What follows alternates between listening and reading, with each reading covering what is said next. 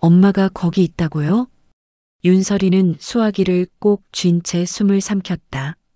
바다 건너 서해 끝 연중리라는 이름의 마을. 노인 봉사단 명단 속에 어머니 김은옥의 이름이 있었다. 하지만 통화는 그 한마디로 끊겼다. 이상하게도 명단을 건넨 공무원은 다음 날 사표를 냈다. 그리고 그날 밤 익명 발신으로 도착한 한 통의 문자. 그 마을 들어가면 돌아오지 못합니다. 윤설이는 가만히 웃었다. 707 특임대 시절 죽음보다 무서운 현장은 수도 없이 겪었다. 그러나 이번만큼은 달랐다. 그녀가 찾는 건 작전 목표가 아니라 엄마였다.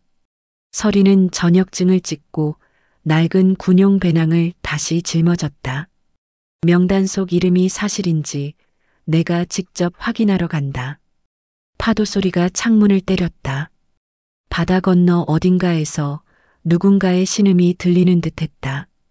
구독과 좋아요로 함께해 주세요. 오늘의 이야기 지금 시작합니다. 새벽 5시 짙은 안개가 서해 바다 위를 덮고 있었다. 윤설이는 낡은 카고바지 주머니에 손을 넣은 채 선착장에 섰다. 등 뒤로는 첫 배를 기다리는 사람 몇 명이 줄지어 있었다. 조용했다. 파도만이 철썩이며 안개 속으로 사라졌다. 연중리요? 매표소 여자가 설인을 훑어봤다. 그 섬은 요즘 들어가는 사람 거의 없어요. 여객선도 오전 한 대뿐이에요. 그거면 됩니다. 설이는 신분증을 내밀었다. 여자가 한참 동안 신분증을 들여다보다가 슬쩍 미간을 찡그렸다. 군인 출신이시네요? 예전 이야기예요. 그녀는 짧게 대답하고 표를 받았다. 배가 출항하자 바다는 금세 검게 변했다. 갑판 위로 갈매기 몇 마리가 날았다. 설이는 배낭끈을 조였다. 어머니는 평생 바다를 두려워했다. 그런 분이 이곳까지 왔다는 게 믿기지 않았다. 무슨 일로 여기까지 오셨을까? 1시간이 지나자 섬의 윤곽이 안개 속에서 떠올랐다. 표지판에는 연중리 어촌마을이라 적혀 있었다. 배가 부두에 닿자 주민 몇 명이 짐을 나르고 있었다. 그들의 시선이 설인을 향했다. 낯선 사람을 반기지 않는 눈빛이었다. 혹시 이장님 집이 어디인가요? 설인이 물었지만 누구도 대답하지 않았다. 대신 로파 한 명이 조용히 손가락으로 언덕 위를 가리켰다.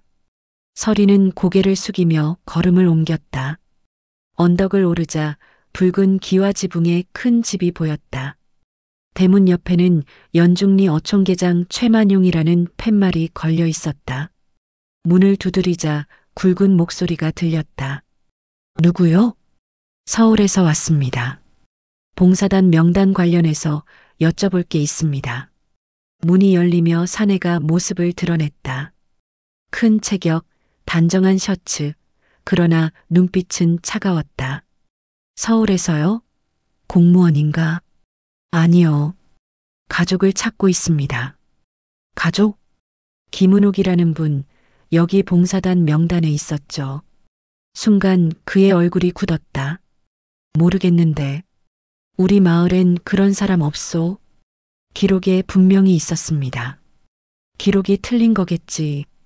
그는 냉정하게 문을 닫으려 했다. 설이는 한 발 앞으로 나섰다. 저한테는 어머니입니다. 그 한마디에 최만용의 눈빛이 흔들렸다. 그러나 곧 미소를 지었다. 그럼 마을회관으로 오시오. 명단이 있다면 거기 있을 거요. 회관은 언덕 아래에 있었다. 설이는 조용히 그를 따라 내려갔다. 안에는 오래된 장부들과 낡은 사진들이 걸려 있었다. 이게 우리 봉사단 명단이요.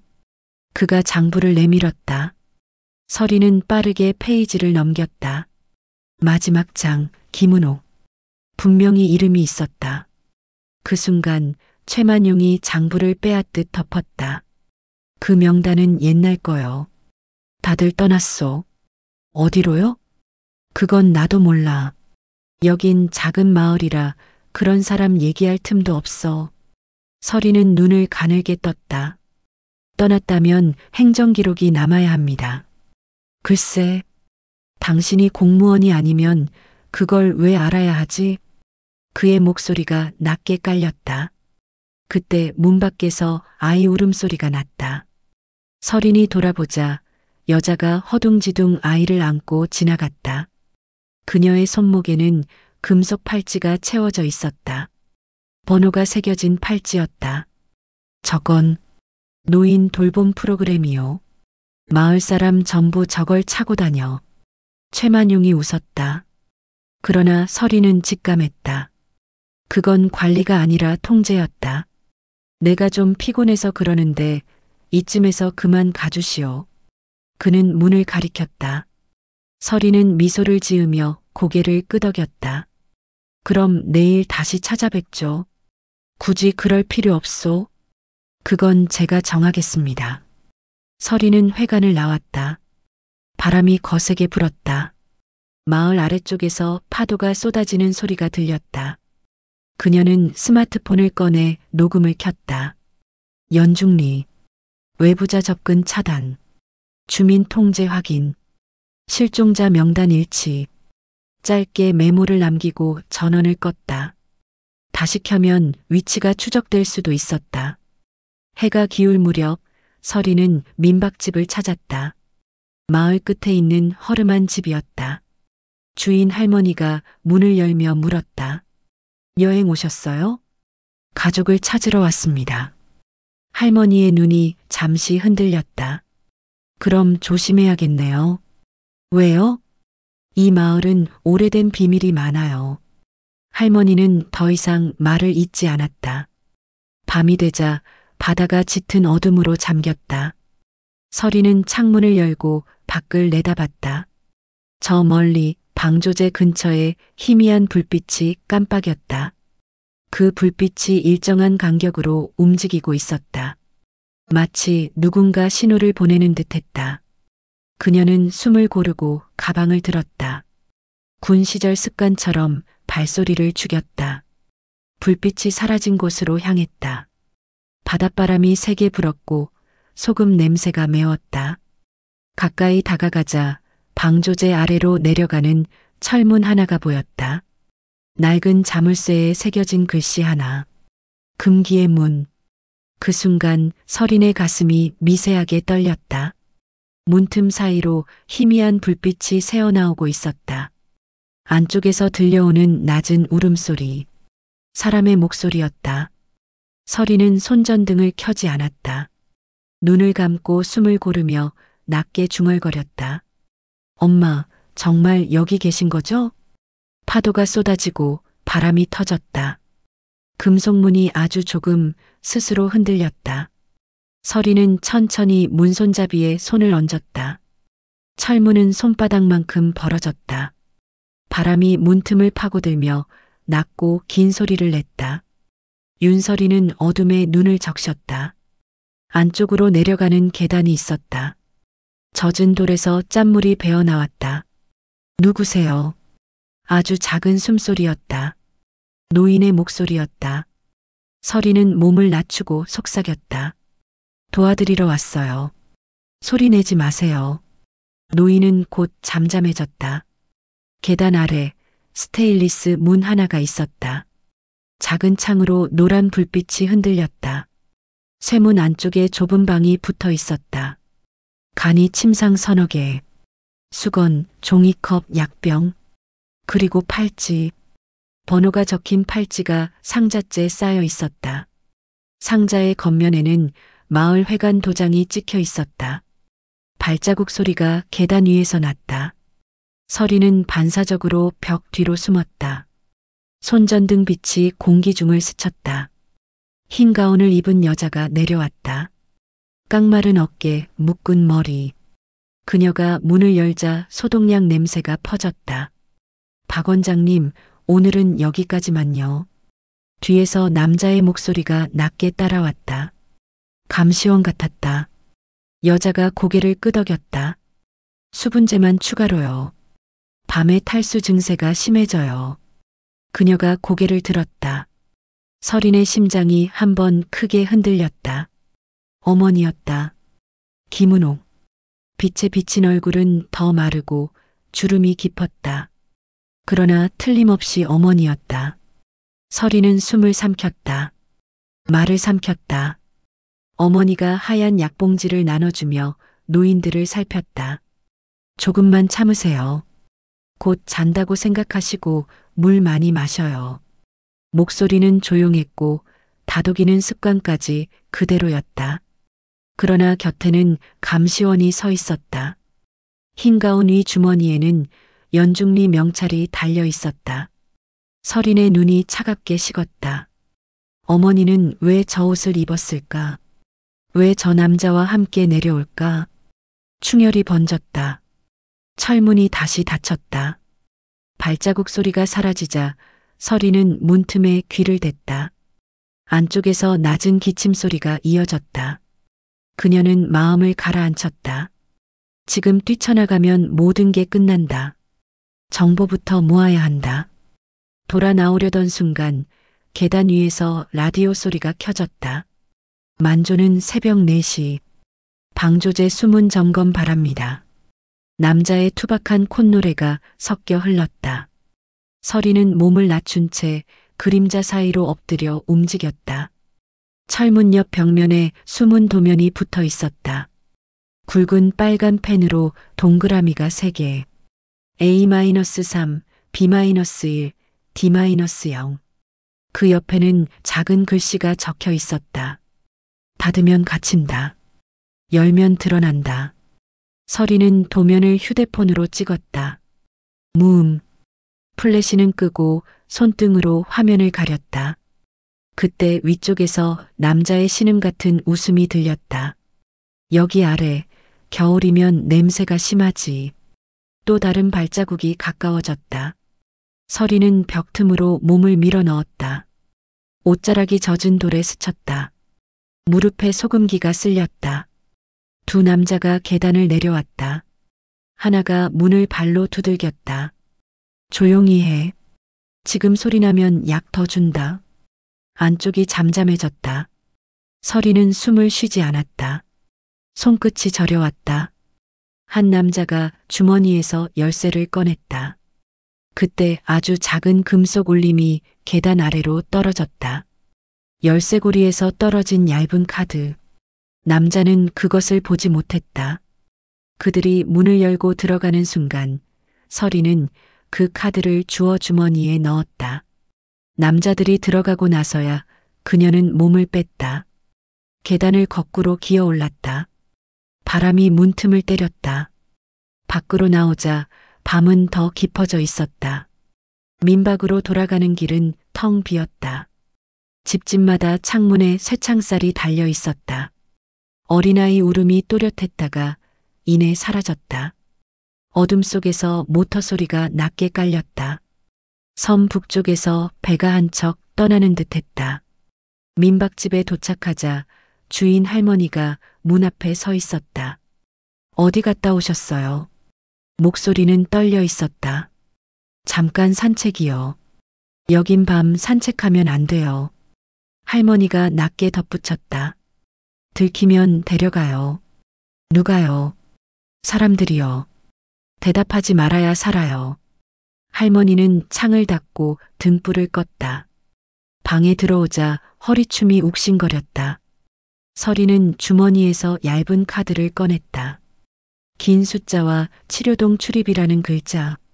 그리고 미세하게 긁힌 스티커 한 조각. 스티커 조각에는 누군가 급하게 쓴 글씨가 붙어 있었다. 모란.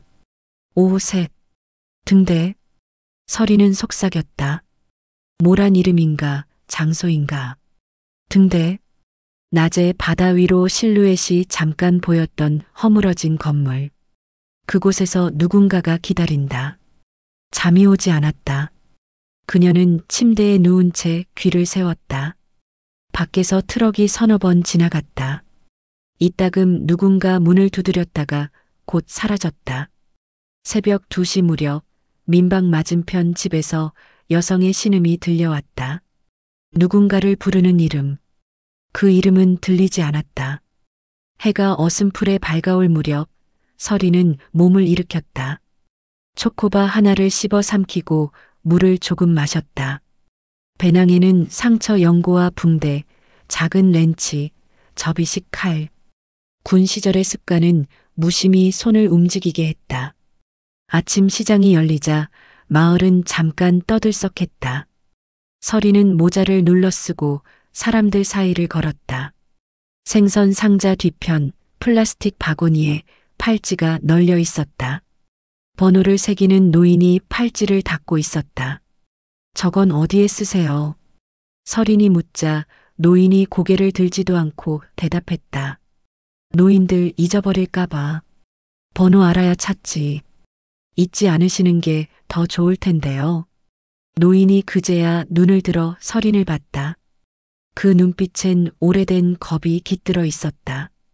여긴 있는 게 사는 길이야. 노인이 낮게 말했다. 정오 무렵 어촌계장 최만용이 회관 앞에 섰다. 마이크를 잡고 읍내에서 온 봉사자들에게 웃어 보였다. 우리 마을은 안전합니다. 불안해할 필요 없습니다. 사람들이 박수를 쳤다. 그러나 박수 소리는 공허했다. 서리는 멀리서 그를 지켜봤다. 그의 왼쪽 소매 속에 무전기의 안테나가 살짝 보였다. 그리고 셔츠 주머니 속 카드 리더기 모양의 검은 장치. 치료동 출입 카드와 같은 규격. 모든 길이 그에게 묶여 있었다. 오후 3시가 가까워졌다. 서리는 시장 끝 낡은 골목으로 들어갔다. 등대까지 이어지는 길은 바람이 새찼다. 바닥에 흰 소금가루가 날렸다. 갈매기 울음이 몇 번 지나갔다. 등대는 반쯤 무너져 있었다. 문이 떨어져 나간 자리로 바닷바람이 휘돌았다. 안쪽에서 발소리가 다가왔다. 젊은 여자가 그림자처럼 나타났다. 해풍에 그을린 얼굴, 검은 점퍼, 날렵한 눈매. 그녀가 먼저 속삭였다. 윤서린 씨죠. 서리는 순간 몸을 굳혔다. 누구십니까? 박모란이에요. 어젯밤에 카드 주었죠. 서리는 눈을 가늘게 뜨고 대답했다. 왜 도와주죠? 살고 싶어서요. 그리고 여기 사람들 좀 살리고 싶어서요. 모라는 등대벽에 붙은 오래된 안내도를 손가락으로 짚었다. 수문이 3군데 있어요. A-3, B-1, D-0. D-0는 방조제 아래, 금기의 문. 거기가 저장고랑 바로 연결돼요. 그걸 당신은 어떻게 압니까? 등대직이었거든요. 떠나지 못했어요. 모라는 씁쓸하게 웃었다. 당신 어머니 매일 밤 약을 바꿔요. 수면제를 생리식염수로 희석해요. 덜 눕게 하려고. 서린의 표정이 미세하게 흔들렸다. 그걸 봤어요. 모란이 고개를 끄덕였다. 근데 밖에서 보면 그분이랑 최만용이 한편처럼 보여요. 감시원이 항상 곁에 있으니까. 파도가 등대를 때렸다. 하얀 물보라가 창틀을 넘어들이쳤다. 모란이 젖은 머리칼을 쓸어 넘겼다. 오늘 밤 만조 들어오기 전에 수문 열어야 해요. 물길이 들어오는 순간 바닥에 판넬이 떠요. 숨어있던 칸막이가 드러나죠. 그때 촬영해서 밖으로 내보내요. 내보낼 경로는 모란이 작은 송신기를 꺼내 보였다. 선착장 CCTV 중 하나가 내 장난감이에요. 도시로 바로 갑니다. 서리는 송신기를 들어 무게를 가늠했다. 증거가 필요해요. 사람을 빼려면 절차가 있어야 합니다. 그 절차 여기선 늦어요. 모란이 낮게 말했다. 어젯밤에도 2명이 실려나갔어요. 잠시 침묵이 흘렀다. 바람이 세차게 불었다. 서리는 짧게 고개를 끄덕였다. 오늘 밤 내가 금기의 문을 엽니다. 모란의 눈빛이 살아났다. 그럼 나도 준비할게요. 등대를 나서려던 순간 허름한 트럭 2대가 언덕길을 올랐다. 첫 번째 트럭에 최만용이 타고 있었다. 그의 눈이 등대 앞 두 사람을 꿰뚫었다. 여긴 출입 금지요. 그가 천천히 내리며 말했다. 뒤이어 두 명의 남자가 내렸다. 팔에 붉은 완장을 찬 사내들이었다. 서리는 뒤로 한 발, 모라는 다른 쪽으로 한 발 물러섰다. 최만용이 미소를 지었다. 서울 아가씨, 어제 회관에서 보았지. 관광이면 사진만 찍고 가. 이상한 데 기웃거리면 길 잃는다. 걱정 마세요. 길 잃을 만큼 약하지 않습니다. 서린이 낮게 말했다. 그의 시선이 서린의 주머니로 스쳤다. 치료동 카드가 미세하게 드러나 있었다. 최만용의 눈매가 가늘어졌다. 그거 어디서 났나? 시장 구경하다가 주웠습니다. 시장엔 그런 게 안 떨어져. 그의 목소리가 조금 낮아졌다. 오늘 밤 비가 올 거요. 바다에선 비 오는 밤에 사람이 잘 사라진다. 그가 손을 흔들자 완장들이 다가왔다. 서리는 한 걸음 먼저 움직였다. 왼손으로 모란을 등 뒤로 밀고 오른발로 모래를 차올렸다. 남자의 시야가 순간 흐려졌다.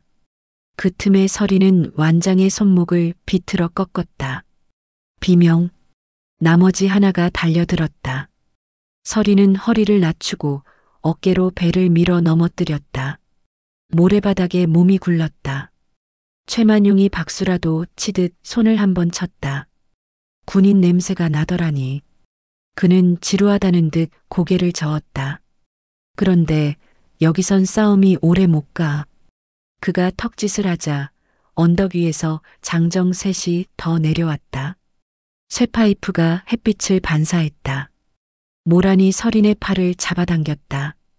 이쪽, 등대 뒤쪽, 좁은 바위 틈으로 길이 있었다. 둘은 숨을 죽이고 미끄러지듯 내려갔다. 바위 뒤로 돌아서자 바다가 바로 코앞이었다. 발을 헛디디면 곧장 물속이었다. 뒤에서 남자들의 발소리가 가까워졌다. 모란이 웅크린 채 속삭였다. 저 아래 배 한 척 묶여 있어요. 밤에 그걸로 움직여요.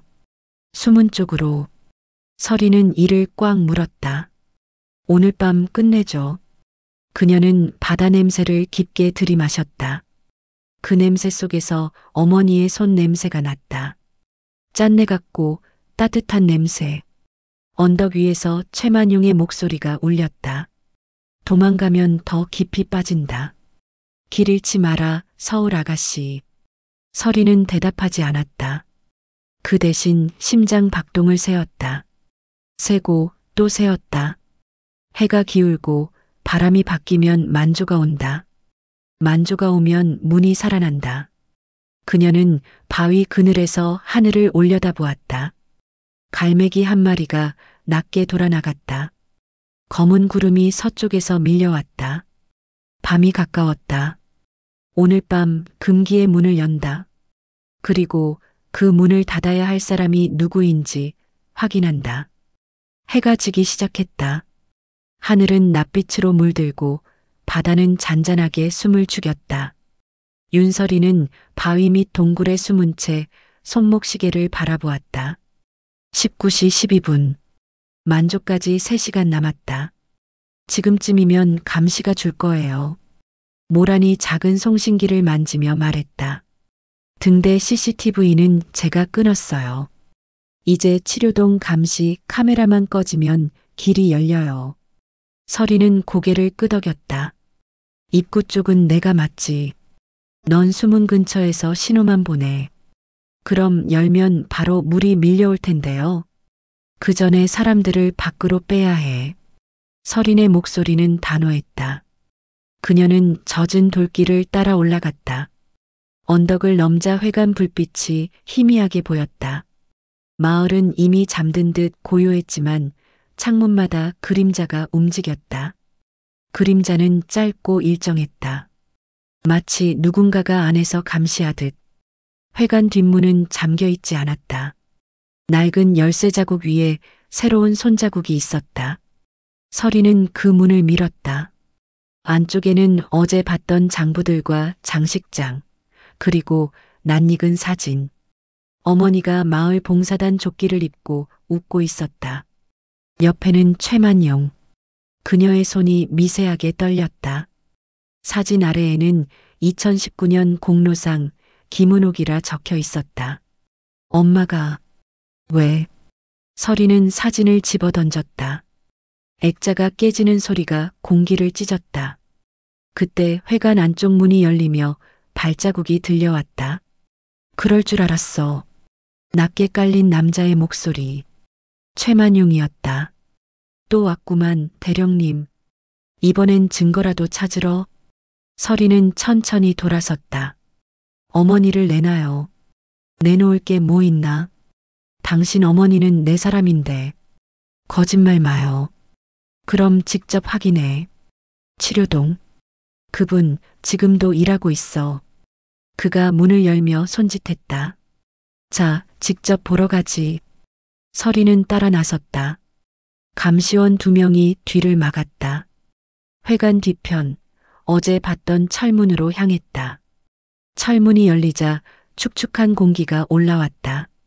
형광등이 깜빡이며 계단 아래를 비쳤다. 약품 냄새가 코를 찔렀다. 지하복도 끝에 유리문이 있었다. 그 안쪽에서 사람 몇 명이 누워 있었다. 수액, 산소통, 의료침대.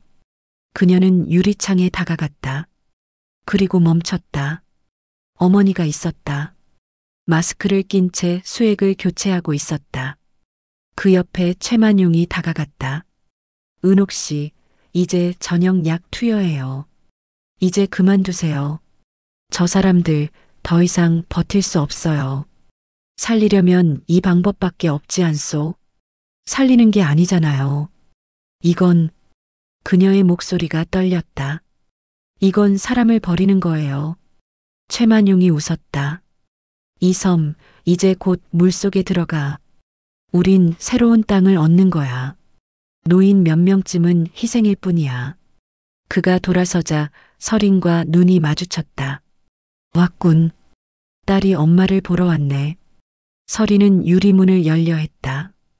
그러나 잠금 장치가 걸려 있었다. 최만용이 리모컨을 눌렀다. 그냥 구경해. 당신 어머니는 내 편이니까. 엄마. 서린이 소리쳤다. 어머니가 놀라 뒤를 돌아봤다. 눈이 커졌다. 서린아, 여기 오면 안 돼. 엄마, 나야. 같이 나가요. 안 돼. 지금 나가면 다 죽어. 무슨 소리야? 그 문을 열면 물이 들어와. 그 안에 아직 사람들이 있어. 내가 그 사람들을 데리고 나가야 해. 그럼 같이 가요. 너는 안 돼. 넌 살아야 해. 서리는 주먹으로 유리문을 쳤다. 유리가 금이 갔다. 그 순간 경보음이 울렸다. 최만용이 웃었다. 수문이 열리기 시작했어. 지하의 바닥이 흔들렸다. 물이 스며들며 발밑을 적셨다. 서리는 문손잡이를 잡고 몸으로 밀었다. 금이 간 유리가 산산이 부서졌다. 물방울이 얼굴에 튀었다. 어머니가 서린에게 달려왔다. 지금 나가. 서린아, 여기서 나가. 엄마, 들어가면 같이 가라앉아. 그럼 나 혼자 못 나가. 서린아.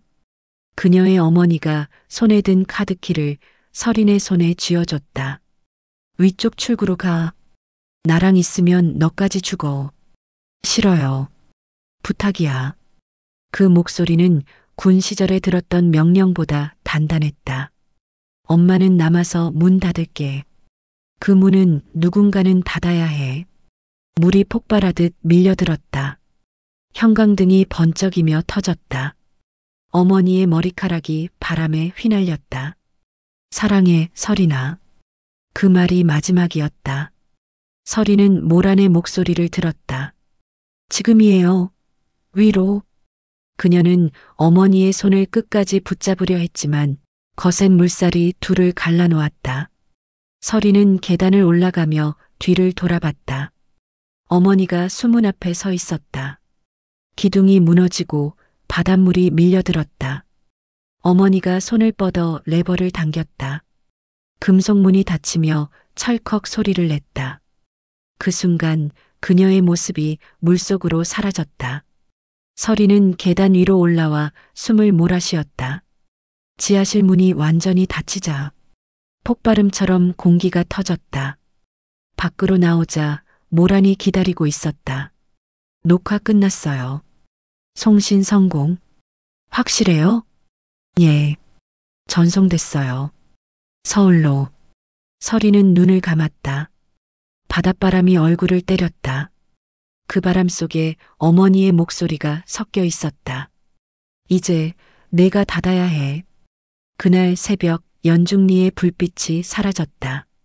수문이 완전히 닫히며 방조제 아래의 모든 통로가 잠겼다.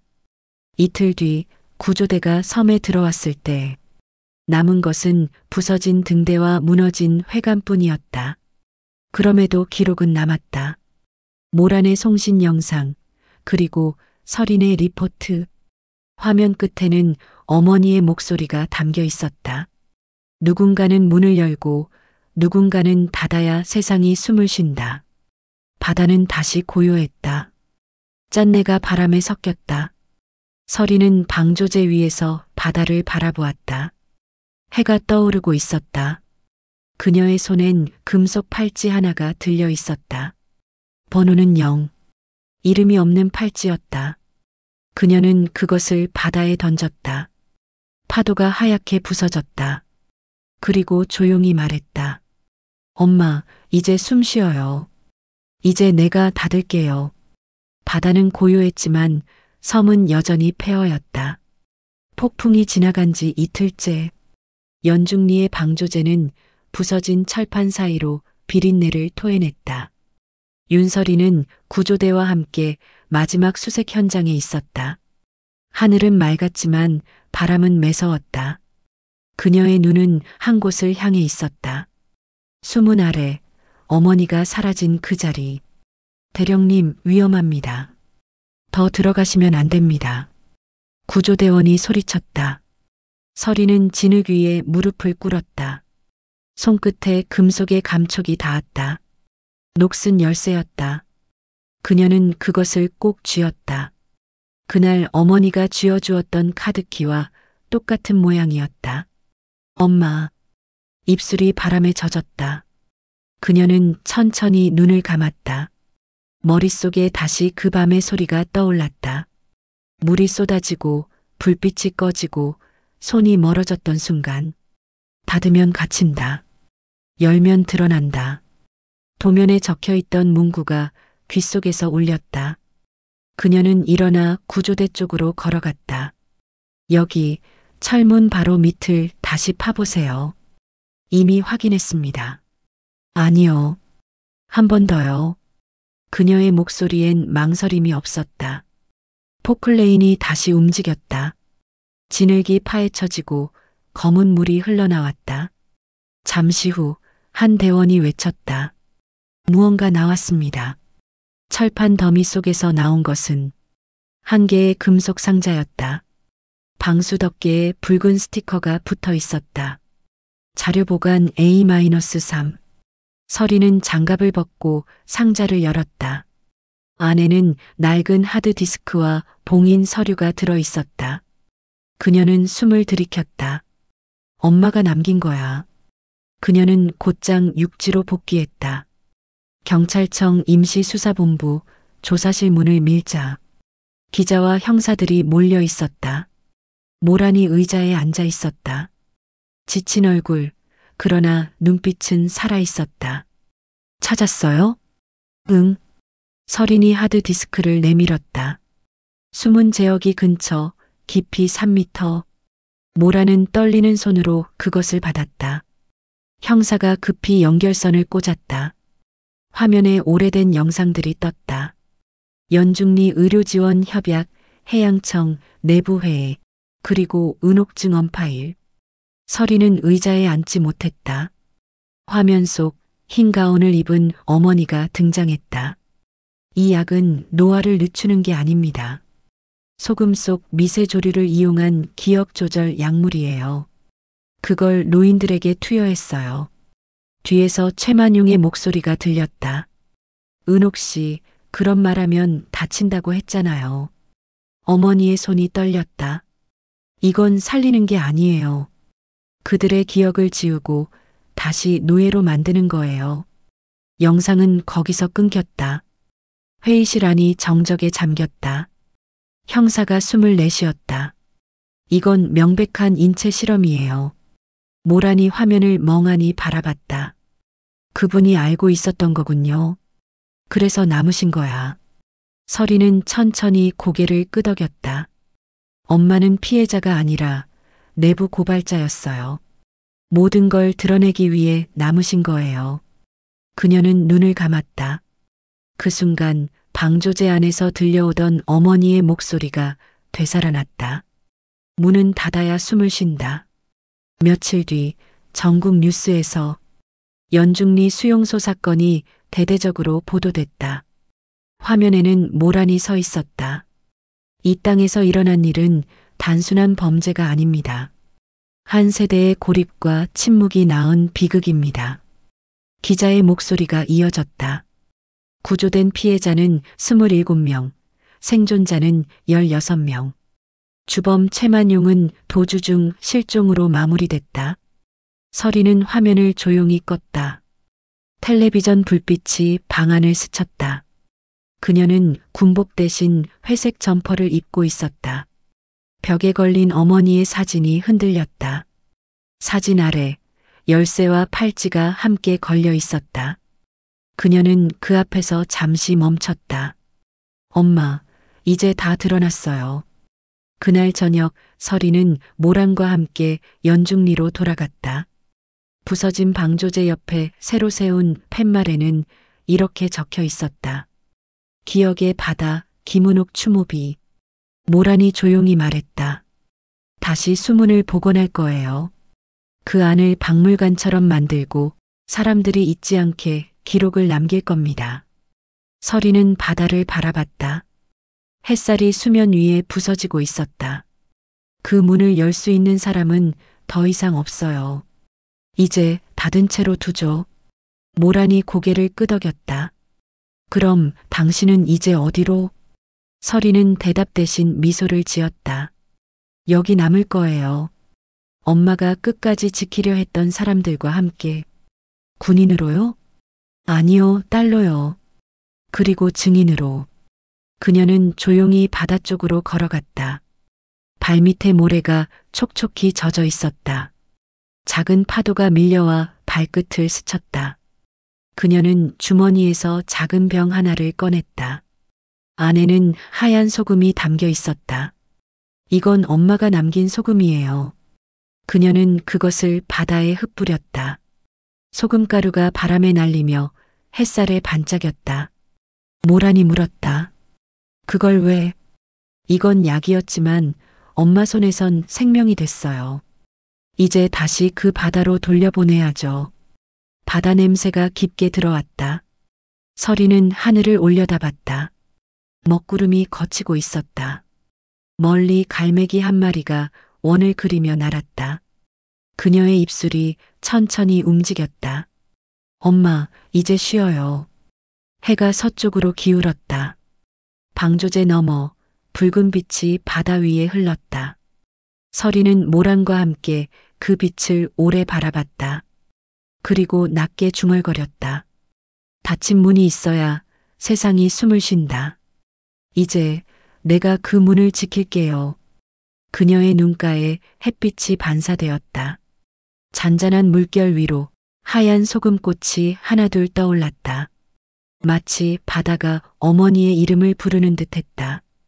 봄이 찾아왔다. 연중리의 바다는 다시 푸르렀다.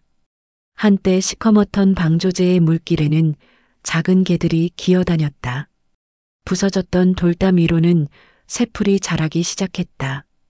윤설이는 천천히 마을을 걸었다. 바람에 실린 비린내 대신 간 말린 미역향이 났다. 그 냄새 속에 어머니의 부엌 냄새가 섞여 있었다. 구호소는 이제 기억의 집이라 불렸다. 노인들이 남은 생을 보내는 곳이자 그날의 생존자들이 서로의 이야기를 나누는 공간이었다. 모란이 휠체어를 미는 노인 곁에서 말했다. 다시 사람 사는 냄새가 나네요. 시간이 이렇게 흐를 줄 몰라. 설인이 대답했다. 그녀의 얼굴은 더 단단해졌고 눈빛은 따뜻해져 있었다. 하얀 천막 아래에서는 작은 개업식이 열리고 있었다. 피해자들과 주민들이 함께 세운 해양복지 회복센터였다. 현판식 리본을 자르는 손에는 굳은 살이 깊이 배어 있었다. 설이는 리본을 자르고 잠시 숨을 고르며 말했다. 이곳은 기억을 묻는 곳이 아닙니다. 기억을 꺼내어 다시 사는 곳이에요. 사람들은 고개를 끄덕였다. 박수가 잔잔하게 울렸다. 행사 뒤 모란이 커피 한 잔을 들고 다가왔다. 당신 이런 말 해도 돼요? 뭔데요? 이젠 군인보다 더 군인 같아요. 설이는 웃었다. 그럴지도요. 근데 지금은 싸움이 아니라 지킴이에요. 그녀는 구호소 뒤편 작은 화단을 가리켰다. 거기엔 어머니가 남긴 소금병이 묻혀 있었다. 작은 표식에는 김은옥, 수문직이라는 글자가 새겨져 있었다. 그곳에는 하얀 소금꽃이 피어 있었다. 그날 오후 설이는 구조된 노인들과 함께 물가를 걸었다. 그들은 각자의 사연을 이야기했다. 딸이 나를 몰라보더니 이제 연락이 와요. 내 이름을 다시 부르는 게 이렇게 고마울 줄 몰랐어요. 그 말에 설이는 잠시 걸음을 멈췄다. 그녀에게도 같은 감정이 있었다. 누군가가 자신의 이름을 기억해 준다는 것, 그것이 살아있다는 증거였다. 모란이 해안을 바라보며 말했다. 서울 방송국에서 연락 왔어요. 당신 이야기를 다큐로 만든대요. 그럴 필요 없어요. 하지만 사람들에게 알려야죠. 이런 일이 다시는 일어나지 않게. 그래요. 그럼 어머니 이름으로요. 내 이름은 빼주세요. 모란이 고개를 끄덕였다. 알겠어요. 당신이 아니라 김은옥의 이야기로. 밤이 찾아왔다. 바다는 잔잔했고 마을에는 등불이 하나둘 켜졌다. 구호소 안에서 누군가 조용히 노래를 불렀다. 오래된 군가였다. 설이는 창문가에 앉아 노래를 들었다. 그 노래는 어머니가 자주 흥얼거리던 곡이었다. 그녀는 미소 지었다. 엄마, 나 아직 여기 있어요. 그 말이 바람에 섞여 나갔다. 다음 날 아침 설이는 모란과 함께 방조제 점검을 나갔다. 무너진 콘크리트를 새로 덮은 곳마다 흰새가 앉아 있었다. 물결은 잔잔했고 햇빛은 투명했다. 그녀는 수문 앞에 서서 잠시 눈을 감았다. 그곳은 이제 평범한 바다와 다를 것 없었다. 하지만 마음속에서는 여전히 금소금이 울리고 있었다. 닫힌 문, 그리고 어머니의 손. 모란이 말했다. 새벽마다 여기 나오는 이유가 뭐예요? 숨 쉬는 법을 배우는 중이에요. 아직 숨 안 쉬어요? 이제 조금씩요. 설이는 바다 쪽으로 고개를 들었다. 그 순간 바람이 불었다. 바다 위에서 하얀 소금가루가 흩날렸다. 그녀는 손을 들어 그것을 받아냈다. 햇살 아래에서 소금이 빛났다. 마치 어머니가 손끝에 닿은 것처럼 따뜻했다. 그날 오후 서울에서 방송팀이 내려왔다. 모란이 카메라 설치를 돕고 있었고 설이는 그저 멀리서 지켜봤다. 한 기자가 다가와 말했다. 김은옥 씨의 딸이시죠? 그분의 딸이자 그분이 남긴 길의 첫 번째 사람이에요. 기자는 고개를 숙였다. 당신의 어머니는 많은 생명을 살리셨습니다. 설이는 잠시 바다를 바라봤다. 그건 나중에 사람들이 판단하겠죠. 엄마는 그냥 사람이 해야 할 일을 하셨을 뿐이에요. 촬영이 끝나고 해가 저물었다. 바다 위에는 붉은 노을이 깔렸다. 모란이 손을 흔들며 다가왔다. 끝났어요. 내일 아침에 방송 나가요. 수고했어요. 우리 이제 뭐 하지? 그냥 살아야죠. 이제 싸움이 아니라 살아내는 시간이에요. 서리는 등대를 올려다봤다. 한때 빛이 나던 그곳은 이제 관광객들이 들르는 쉼터가 되어 있었다. 낡은 벽엔 닫힌 문은 바다를 지켰다는 문구가 새겨져 있었다. 그녀는 조용히 읽었다. 이제 나도 누군가의 바다가 돼야겠네. 모란이 웃었다. 그 말 기사 제목으로 써도 되겠어요. 그럼 써요. 대신 어머니 이름은 꼭 넣어줘요. 밤이 깊어졌다. 서리는 바다를 등지고 구호소로 돌아왔다. 창문 너머로 등대의 불빛이 깜빡였다. 그녀는 의자에 앉아 낡은 노트를 펼쳤다. 노트 첫 장에는 어머니의 글씨가 있었다. 기억은 파도다. 밀려와도 사라지지 않는다. 그녀는 조용히 펜을 들었다. 그리고 그 밑에 한 줄을 더 썼다. 닫힌 문을 지키는 건 남은 사람의 몫이다. 창밖으로 파도 소리가 잦아들었다. 바다는 다시 숨을 쉬고 있었다. 그녀의 어깨에도 바람이 따뜻하게 내려앉았다. 비가 다시 내렸다. 봄비였지만 차가웠다. 윤설이는 새벽부터 구호소 지붕 위를 점검하고 있었다. 비닐 천막 사이로 떨어지는 물방울이 유리창을 두드렸다. 그녀의 얼굴은 담담했지만 눈빛은 다시 긴장으로 돌아가 있었다. 모란이 급히 달려왔다. 서울에서 내려왔어요. 누가요? 검찰 쪽 사람들. 사건 재수사한다네요. 서린의 손이 잠시 멈췄다. 무슨 이유로? 최만용이 살아있대요. 그 한마디가 공기를 갈랐다. 서린은 천천히 몸을 돌렸다. 그게 확실해요? 어젯밤 중국어선이 떠오른 곳에서 그 사람의 신분증이 발견됐어요. 근데 시신은 없어요.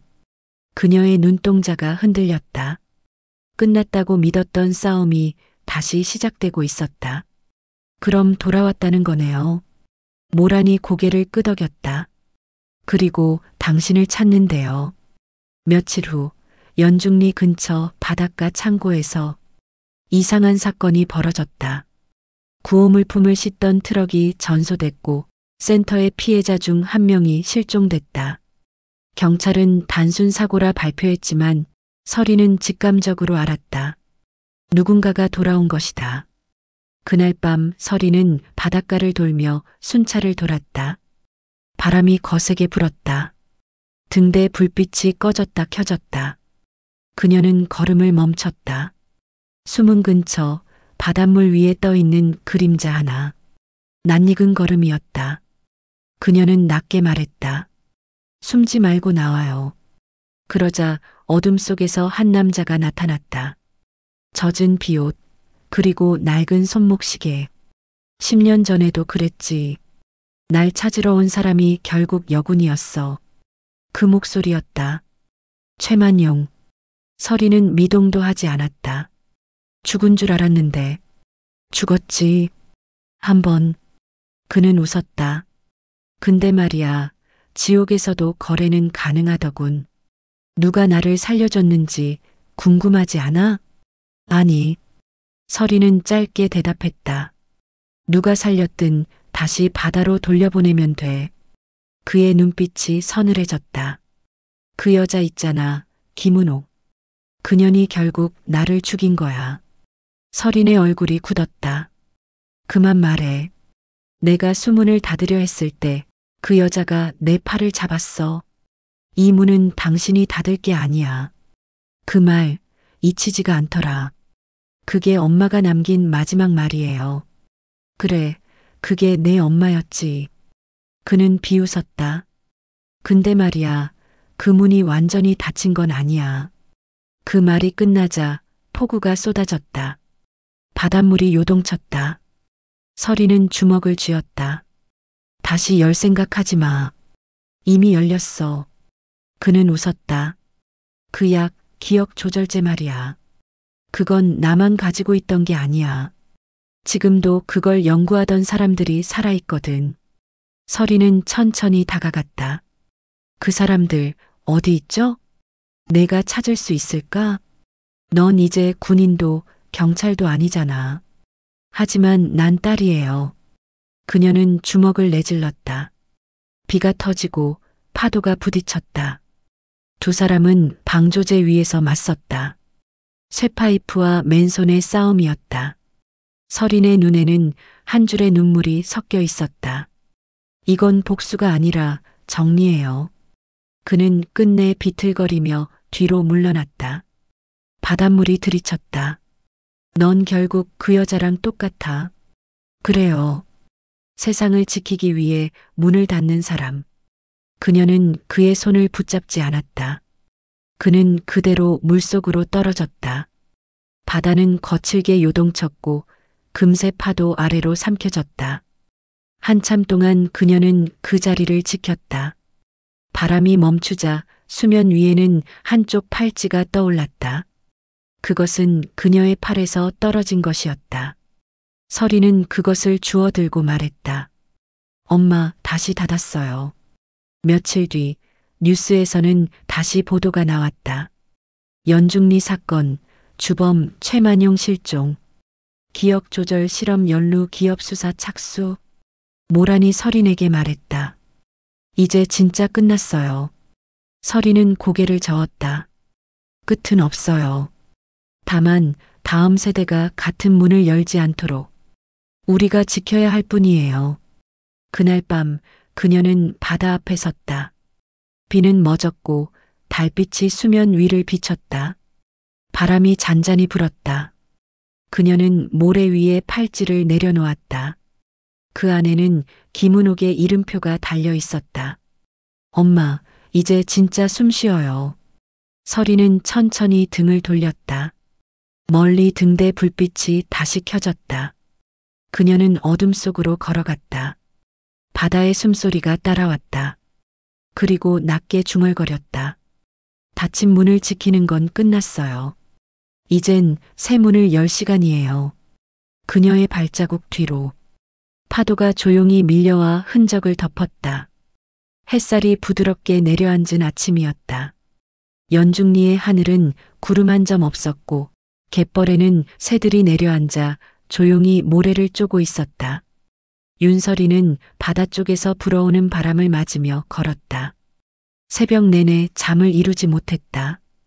어젯밤의 폭우, 그리고 최만용의 마지막 모습이 아직도 눈앞에 선명하게 떠올랐다. 그녀는 바다와 맞닿은 방조제 끝에 섰다.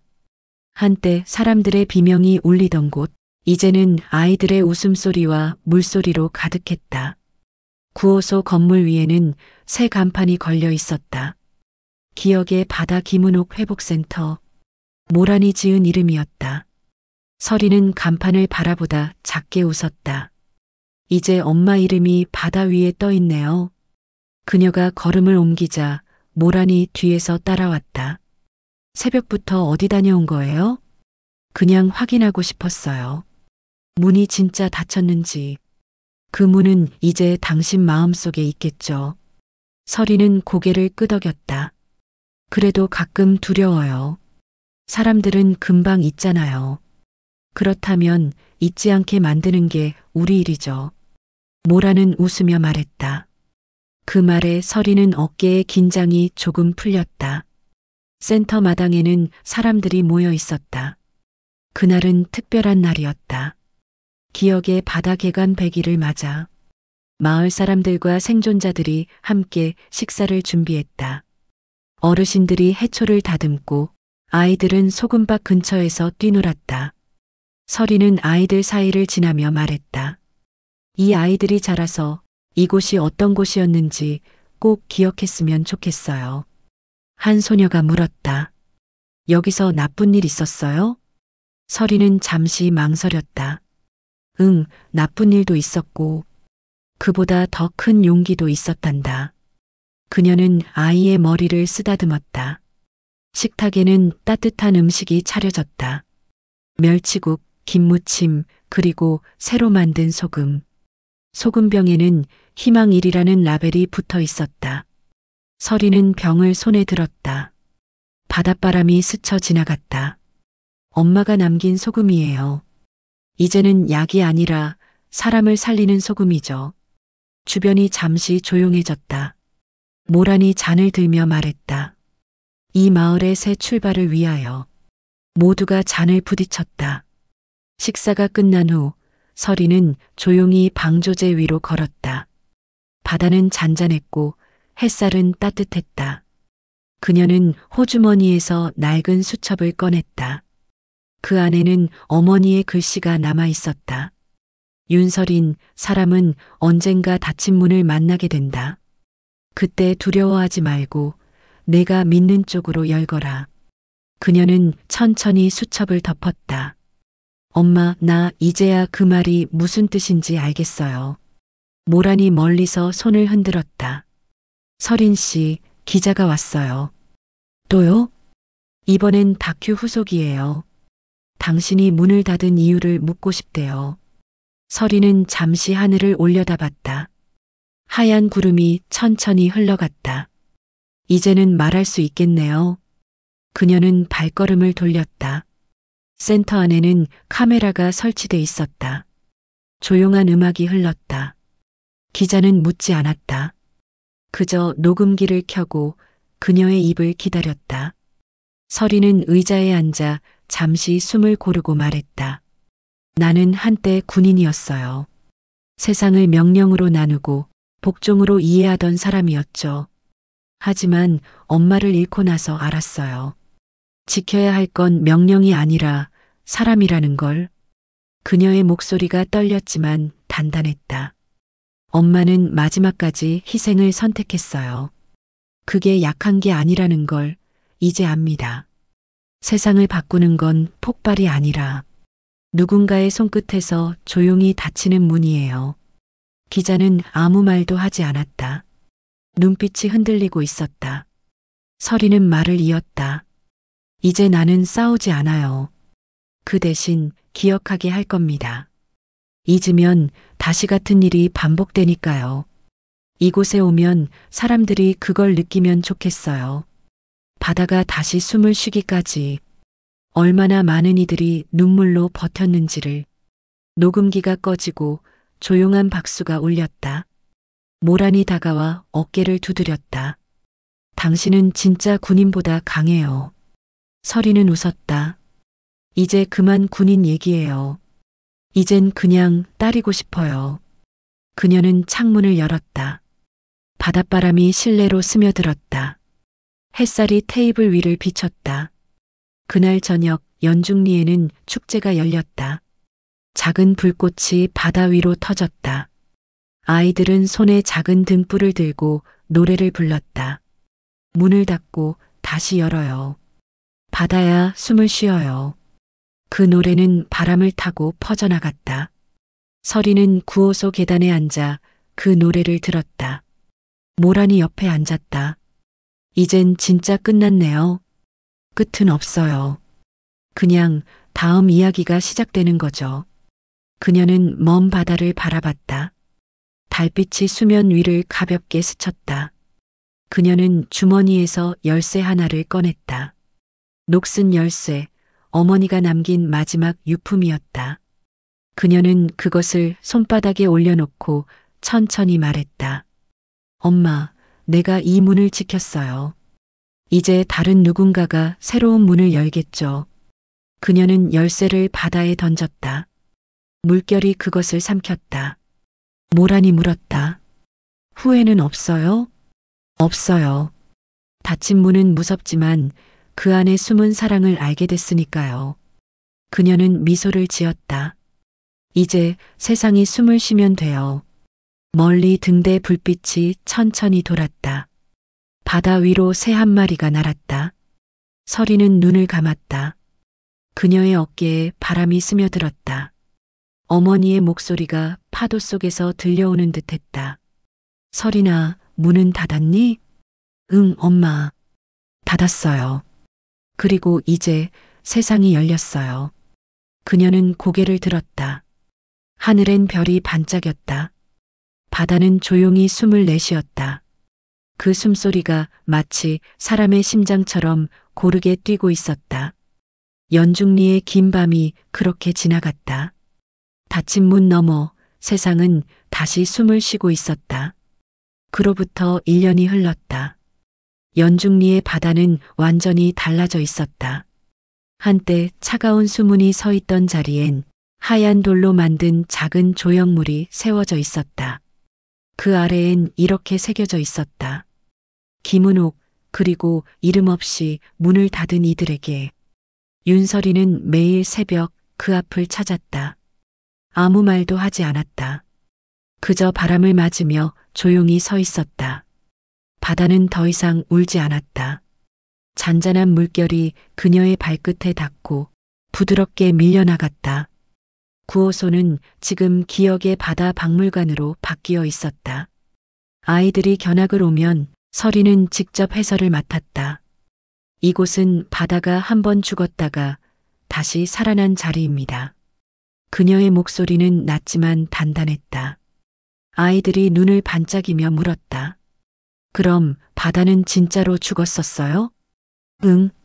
사람들이 욕심을 내면 바다는 숨을 멈춰요. 하지만 누군가가 용기 내서 문을 닫으면 다시 숨을 쉬게 되죠. 아이들은 고개를 끄덕였다. 그 순수한 눈빛이 그녀를 웃게 했다. 모라는 이제 기자 일을 그만두고 박물관 홍보팀에서 일하고 있었다. 서울이 그립진 않아요? 설인이 물었다. 가끔은요. 근데 여기선 매일 뉴스가 생기잖아요. 새 생명, 새 이야기. 둘은 웃었다. 모라는 여전히 설인을 대령님이라 불렀지만 그녀는 그 호칭을 싫어하지 않았다. 그 말 속엔 과거와 현재가 함께 살아 있었기 때문이다. 오후가 되면 설이는 바다 앞에 의자를 놓고 앉았다. 그곳에서 어머니의 팔찌를 꺼내 햇빛에 비춰보곤 했다. 소금 결정이 붙은 은빛 표면이 반짝였다. 엄마, 아직도 여기에요. 그녀의 목소리가 바람에 실려 멀리 흘러갔다. 멀리서 파도가 속삭였다. 나는 늘 내 옆에 있다. 그날 저녁 박물관에서는 작은 추모식이 열렸다. 구조된 생존자들과 마을 사람들이 모였다. 누군가는 꽃을 놓았고 누군가는 노래를 불렀다. 설이는 단상에 올라 말했다. 우리가 닫은 문은 두려움의 문이 아니었습니다. 이제 다시 열릴 문은 사람이 사람을 믿을 수 있는 문이길 바랍니다. 그녀의 말에 박수 소리가 천천히 퍼져나갔다. 어느 노인이 울먹이며 말했다. 대령님, 이제 편히 쉬셔야죠. 설이는 고개를 저었다. 쉬는 건 어머니 몫이에요. 저는 아직 해야 할 일이 남았어요. 밤이 되자 하늘엔 별이 가득했다. 모란이 커피를 들고 다가왔다. 내일 서울 방송에서 인터뷰 다시 하자고 해요. 사람들이 당신 이야기 듣고 싶대요. 이번엔 내가 아니라 마을 이야기로 해요. 이제 이건 내 이야기가 아니니까요. 그래도 당신이 시작했잖아요. 아니요. 엄마가 시작했고 우리가 이어가는 중이에요. 그녀는 잔잔히 웃었다. 바람이 두 사람의 머리카락을 스쳤다. 잠시 뒤 파도 소리가 잦아들고 멀리서 등대 불빛이 한 바퀴 돌았다. 설이는 그 빛을 바라보다가 조용히 입을 열었다. 모란 있잖아요. 문이 닫히면 어둡죠? 그렇죠. 그런데 그 어둠 속에서도 누군가가 불을 켜면 그건 시작이에요. 모란이 미소 지었다. 그 불이 바로 당신이에요. 아니요. 우리 모두죠. 그녀는 자리에서 일어나 바다 쪽으로 걸었다. 달빛이 수면에 부서졌다. 그녀는 손을 들어 그 빛을 받았다. 소금기 어린 바람이 손끝을 스쳤다. 그때 어머니의 목소리가 귓가에서 들리는 듯했다. 설이나 고맙다. 이제 정말 세상이 숨을 쉬는구나. 그녀의 눈에 눈물이 맺혔다. 하지만 이번엔 슬픔이 아니었다. 그건 따뜻한 안도의 눈물이었다. 바닷가에는 새벽이 깃들기 시작했다. 하늘이 서서히 밝아오고 물결 위로 첫 햇살이 번졌다. 그녀는 천천히 속삭였다. 이제 문을 닫습니다. 그리고 세상은 다시 열립니다. 그녀는 뒤돌아 걸었다. 멀리 마을의 아이들이 뛰어왔다. 서린 선생님, 아침이에요. 그녀는 손을 흔들며 웃었다.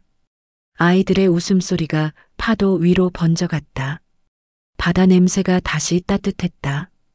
연중리의 하루가 그렇게 시작되었다. 문은 닫혔고 세상은 새 숨을 쉬고 있었다. 그 속에서 윤설인의 이야기도 조용히 바다처럼 이어지고 있었다.